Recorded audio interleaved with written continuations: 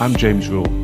Welcome to the Lonely Leader podcast, where we help existing and aspiring leaders find clarity, build resilience, drive performance, and enhance fulfillment.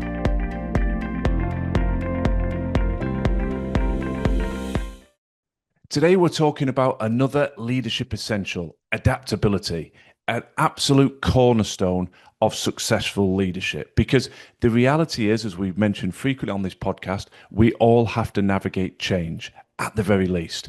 And in many cases, we're navigating challenges, and some of those are extreme. Challenge and change comes at us whether we want it to occur or not. Look at the advances in technology, how global markets shift, the way we work, recruitment and retention, you name it, there are challenges coming at you thick and fast. And the harsh reality is they never check our diary. They never say, oh, well, when's a good time to put this on your to-do list? So being able to retain an ability to pivot, to tweak, to change course, to adapt and find a better route forward is absolutely essential, in my opinion. And for those of you that are listening to the podcast for the first time, you will see a huge back catalogue of leadership essentials. And they are my way of capturing, dissecting, and sharing with you traits that I see in the highest performing leaders that I am privileged to work with, irrespective of their roles, irrespective of what country, what sector, what culture they are operating in, there are themes. There's a great quote that success leaves clues. And so I love to put a spotlight on the traits that I have seen delivering success for these wonderfully high-performing leaders and giving you a chance to reflect on them, many of which you'll be embracing, some of which perhaps you're not. And that is the raison d'etre of the podcast, to stimulate reflection, to get you to think, well, I could do more of this, or I could integrate this into my leadership DNA, because very few of us ever reinvent the wheel. People walk the path ahead of us, and I want to help accelerate your learning by giving you the roadmap and spotlighting some of these traits. And if I had to pull out one quote that just says everything we need it to and really frames adaptability perfectly, it comes from Charles Darwin. And he said that it is not the strongest of the species that survives, nor the most intelligent. It is the one most adaptable to change. Frames everything we're going to talk about perfectly. As usual, I want to dive into some real-world examples of leaders in sport, in business, in the military that epitomize adaptability, and I will wrap the episode up with 8 takeaways that you can begin embracing to enhance your level of adaptability and leadership impact with immediate effect. So let's dive into some of the examples. In sport, Roger Federer is a man that I talk about a lot on this podcast. He did it all in the world of tennis, but I love the traits that he brought to the fore, and adaptability is one of those. He's a man that played for many, many years, but as he got older, as he started coming across stronger, more powerful players, he adapted his game, he adapted his serve, he adapted his footwork, he even changed the racket that he utilised. And when he was 36, many years after most top-flight players retire, he actually won the Australian Open. And there's a fabulous quote from Roger Federer that I think really frames everything we're talking about perfectly, which is, you have to keep reinventing yourself. The moment you stop trying to get better is the moment you start getting worse.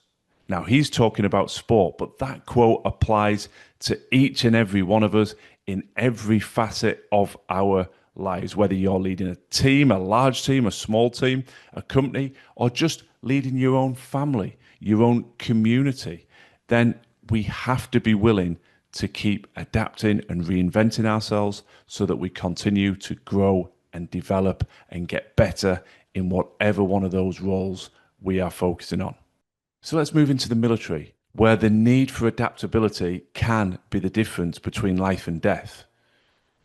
General Stanley McChrystal, who was head of the US Special Operations in both Afghanistan and Iraq, recognized that the rigid hierarchical structure of military command and communication was ineffective, was holding his troops back against a very decentralized and agile enemy.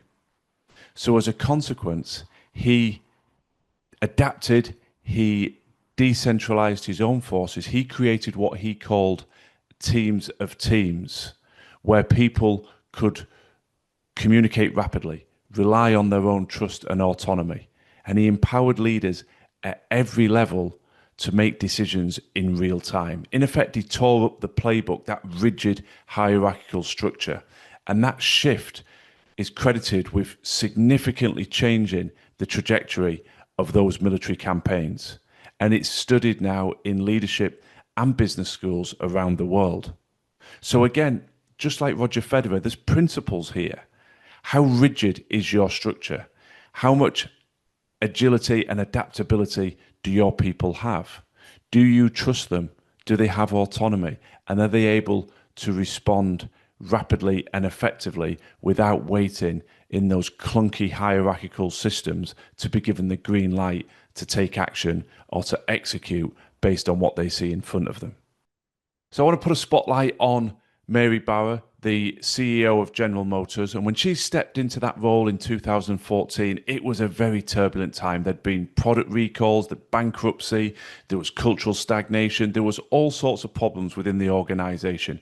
And she had a choice to maintain the status quo or to evolve, to show adaptability. And she recognized that electric vehicles were the future and really focused heavily on innovation. She reinvented General Motors, not just as a car manufacturer, but as a mobility company. She invested heavily in electric and autonomous technology and moving GM towards that zero emissions, all electric future. And her adaptability moved them from what was referenced as a process and protection strategy to innovation and ownership. And now today, General Motors is a leader in electric vehicle innovation, and much of that has to be credited to Barra's leadership and her willingness to adapt. And when I was researching for this podcast, I found a quote from her that says, "Don't let the crisis define you, let how you respond define you." That really is, for me, adaptability in action. It's not about pretending that there aren't problems. It's not about pretending that there isn't a storm on the horizon. It's about learning how to adapt, change tack slightly so that we can move through that storm and out the other side. I love to research and prepare these episodes. Naturally, I'm reading around leaders, but I'm also reading and looking for scientific evidence or interesting anecdotes that really anchor in the benefit of embracing these traits. And one such point of reference came from the Harvard Business Review that stated that leaders that embrace adaptability are 3 times more likely to deliver long-term success in their roles. That's a powerful statement that I hope encourages you to think, oh, hang on, I need to be more adaptable. I need to have that growth mindset, that willingness to change, rather than holding on rigidly to this is how we've always done it and this is how we will always do it, because every leader wants long-term success. So there's a little bit of an insight.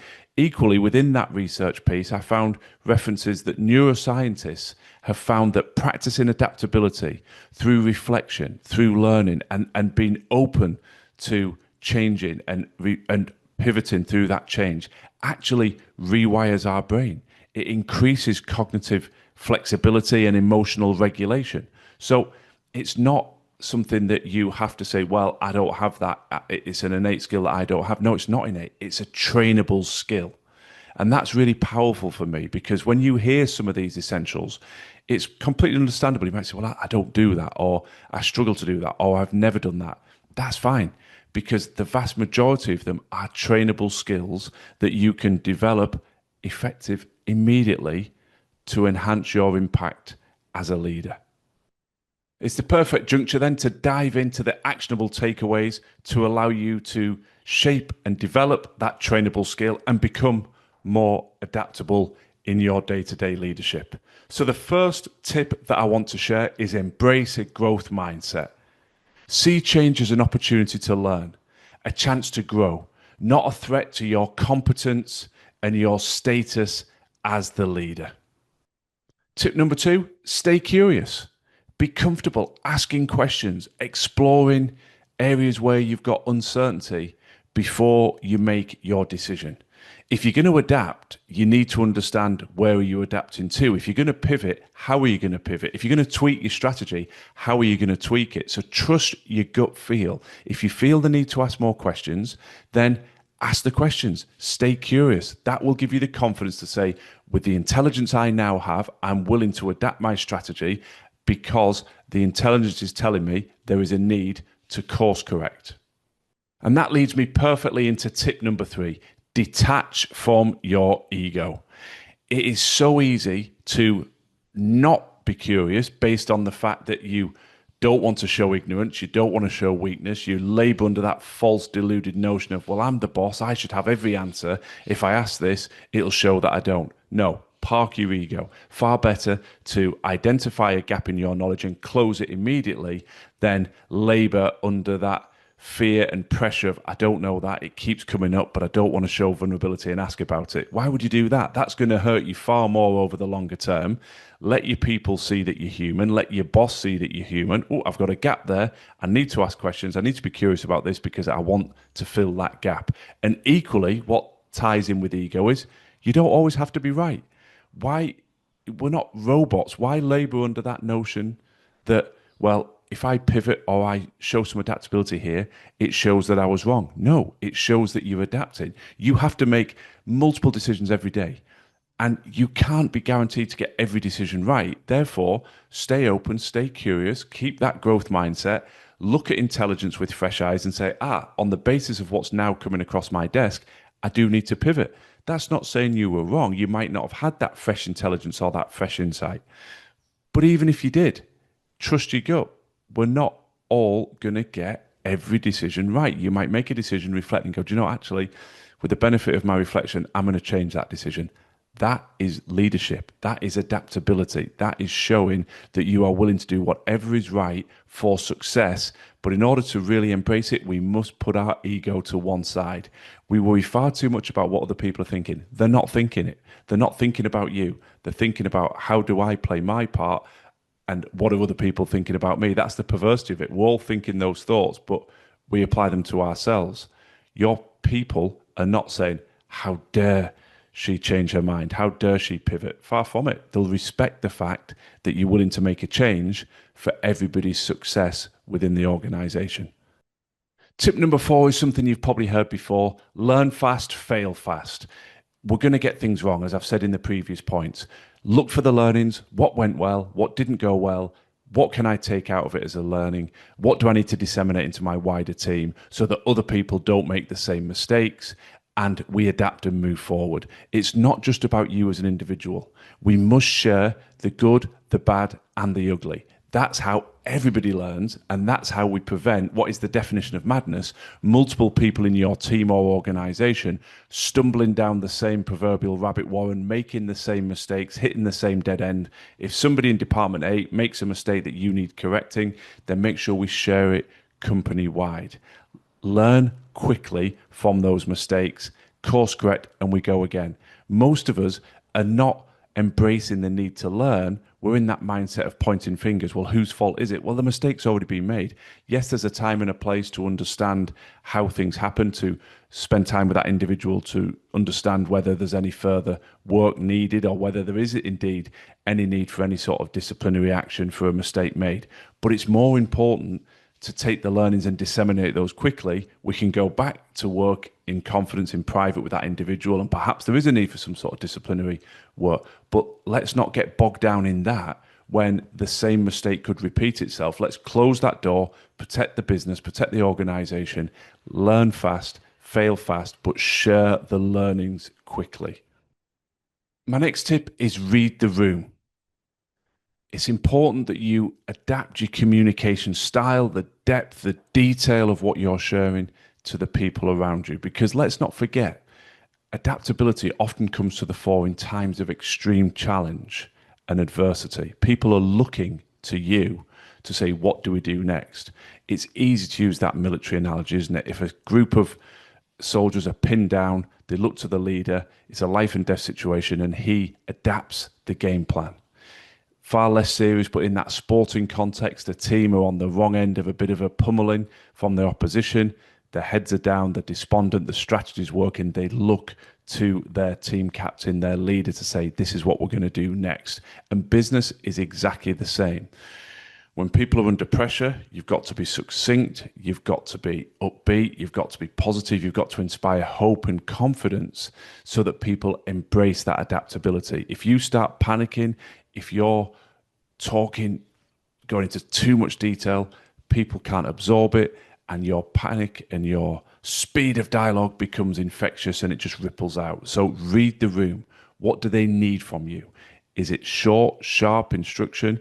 Is it slightly more nuanced, slightly more detailed? No two situations are the same, but that is where you hone your expertise as a leader, that you can read the room well. When you're going to adapt, then also be able to adapt the delivery of what you are doing so that it's fully embraced by your team. Which takes us into the next tip: stay physically grounded. Well, what do I mean by that? It's look after your own health and well-being. Pressure, crises, you're human. It's going to impact you just like it impacts your team. The stress hormones are going to start pumping. Your breath is going to become more shallow. You are going to have those same fight or flight symptoms, and we have to be able to move through them. So there are lots of things we've touched on in previous episodes, but simple breath work, taking a moment to focus and clarify our thinking before we react, taking those relevant pauses, gathering that intelligence, they all link back in to being able to stay composed, and equally looking after our physical health, moving regularly. It helps reset. It helps to drain the toxic effects of pressure and stress out of our body so that we are in the right vibrant state, that whatever comes our way, we're able to step through it, as opposed to somebody who's running on proverbial fumes, almost on an empty fuel tank, an empty battery, and then there's a need for adaptability. You just don't have the energy and the strength to draw from, and you make poor decisions. You make decisions because you're fatigued, or you make decisions that don't inspire confidence, that inspire panic and more fear. So you have to look after yourself. You have to be physically grounded. You have to have a high level of energy. And there are multiple ways, and you'll find your own hybrid way of doing it, but maintain your health and well-being if you want to be truly able to adapt and move through challenging periods.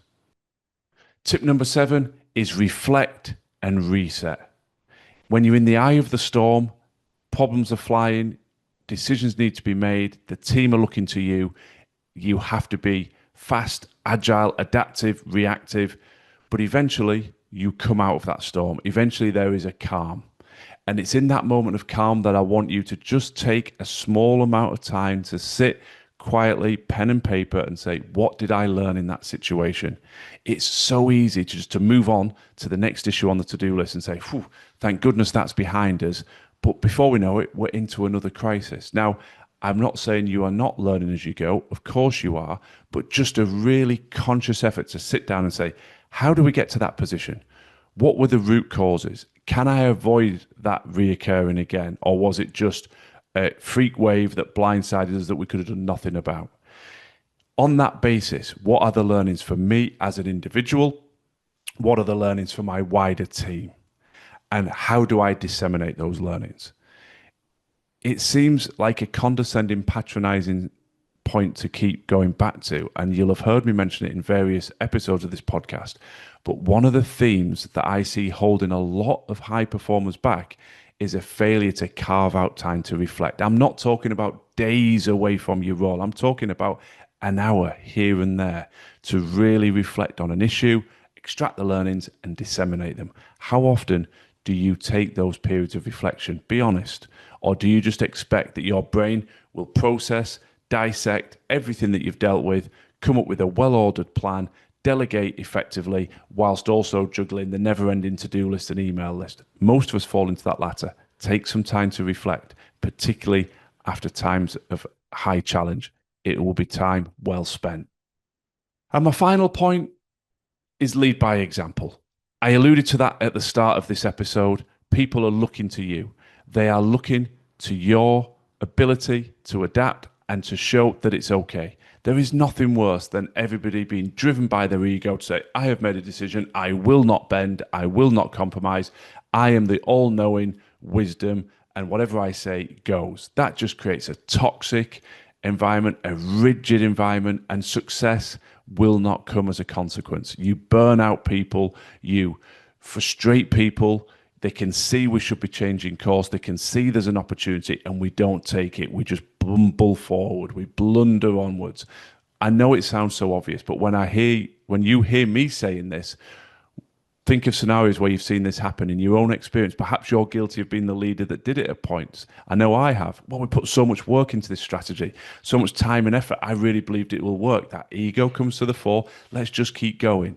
But actually, with bitter experience, you learn when your gut's talking to you, when your colleagues and your direct reports are talking to you saying, we need to pivot, we need to change, we need to adapt. That is happening for a reason. So lead by example. When your team see you saying, yep, that's where we're going, but we're changing course, they feel comfortable doing the same. When you've got the humility to say, I was wrong, or I didn't quite understand this situation sufficiently well to make the right call, now I do, this is what we're doing. It's just a level of humility and vulnerability that cascades out. What do we want at the end of the day? We want a highly fulfilling professional life, success in our organization, an engaged, committed, fulfilled workforce who are all here for the long term, all building success. We all want the same thing. And adaptability is one of the keys that we need to embrace to deliver that utopian solution. So as I said at the start of the episode, I'm not being negative when I say that change is a constant. We know that. Look around. It feels that change is coming at us at a pace faster than we've ever experienced before. Rather than fear that and let it overwhelm us, I hope today's episode gives you some food for thought to say, well, one of the ways I'm going to move through this change is to stay open and stay willing to adapt as and when the case presents itself. So I wish you the very best of luck with your continued growth and progress. And as I always say, please do share your feedback, thoughts on the episode via all the communication channels. DM me on LinkedIn or any of the channels that you find in the show notes. Your feedback is very much appreciated and it does help us shape the content of future episodes. Thanks for listening to the Lonely Leader podcast. I'd be very grateful if you could share and follow if the content resonates. And if you're looking for additional free resource to support your continued growth and development, then please do check out our social media and website details in the show notes. Remember, quality leadership on the outside must always start within.